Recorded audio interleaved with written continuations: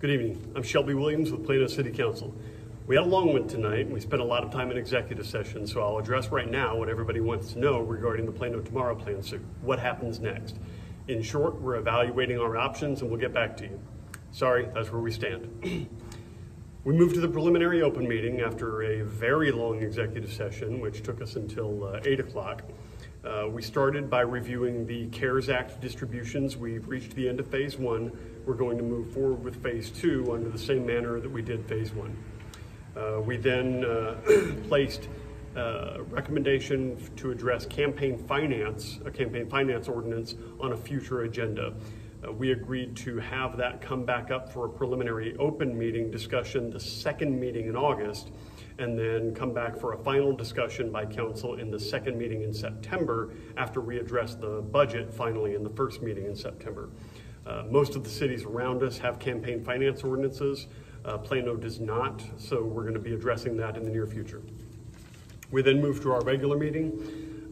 There was the proclamation every fifth Sunday is Unity Table Sunday.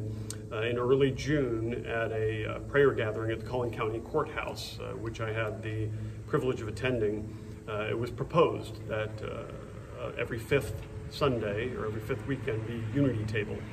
And that means to get together with people who aren't like you in one form or fashion and get to know each other better as a community.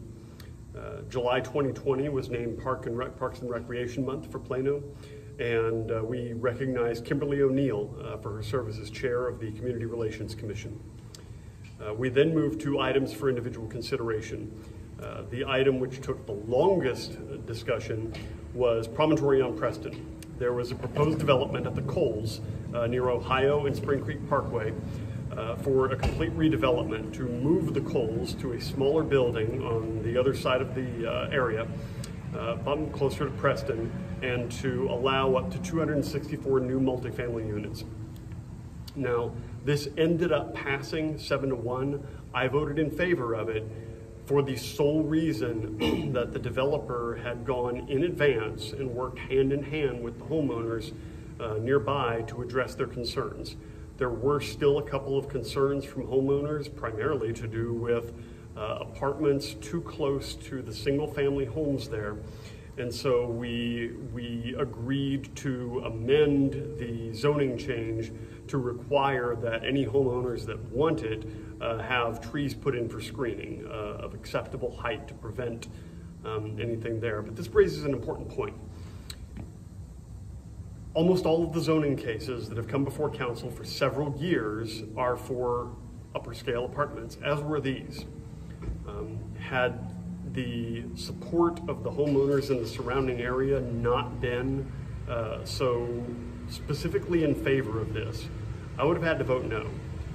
And the reason is we as council and we as a city have to make sure that we have a proper mix of housing in our community. We don't, and we're rapidly losing what little mix we do. It's becoming a dichotomy between large two-story single-family homes and apartments, nothing in between.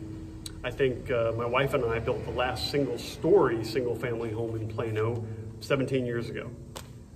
There are many older 30, even 40-year-old single-story homes, but as we come across the next couple of decades, there are going to be areas that are in need of redevelopment, and there are a variety of different options that we can be bringing to bear in Plano. We're already well over 1/3 multifamily. More than a third of our housing is apartments.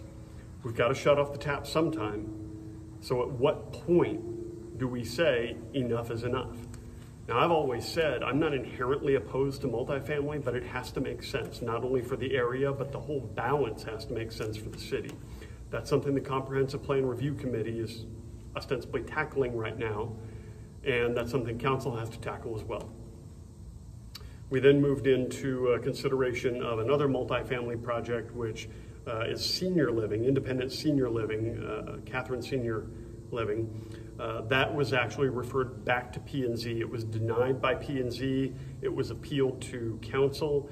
However, the developer said that they've addressed a number of the issues that P&Z had, so they'd like another chance at bat with P&Z. So we said, okay, you're up at bat again.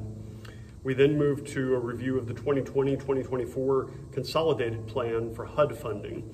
So the primary objectives are to provide decent housing and provide expanded economic opportunity. The 2020-2024, say that 3 times real fast, consolidated plan, do not confuse this with a comprehensive plan. That was passed.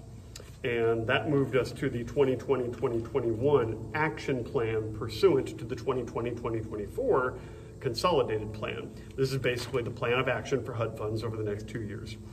Then we passed a resolution to actually allow the city manager to apply for those HUD funds. And finally, we accepted without debate an interlocal agreement with Denton County for the distribution of CARES Act funds within the Plano portion of Denton County. Now, because of the very lengthy meeting, the time is approximately 11:45 p.m. right now as I film this. There were a number of things from preliminary open which we had to defer to a future meeting.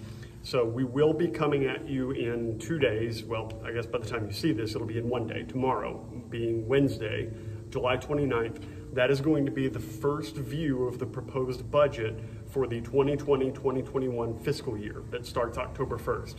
Now, this, I don't need to tell you, is a very crucial time economically for our city and our whole country because of the economic crisis wrought by the COVID health crisis.